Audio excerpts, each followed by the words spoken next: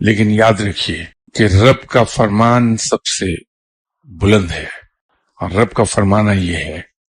کہ انسان پر کوئی مصیبت نہیں آتی ماں سوائے اس کے اپنے ہاتھ کے۔ لیکن جو سمجھدار لوگ ہوتے ہیں، جو صاحب علم لوگ ہوتے ہیں، وہ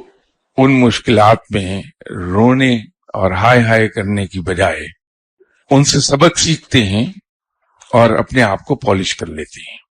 بلند تر مقام پر چلے جاتے ہیں۔ دیٹ وے ہم یہ کہہ سکتے ہیں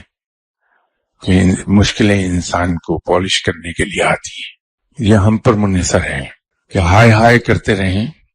اور نہ شکر گزار بندے کہلائیں،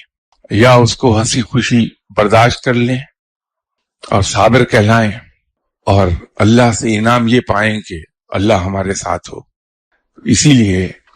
حالانکہ جھوٹ سے بڑی نفرت کرتے ہیں، لیکن 3 جھوٹ بڑی فراوانی کے ساتھ بولتے ہیں کہ جب بھوکے ہوتے ہیں تو اپنے آپ کو پیٹ بھرا ظاہر کرتے ہیں،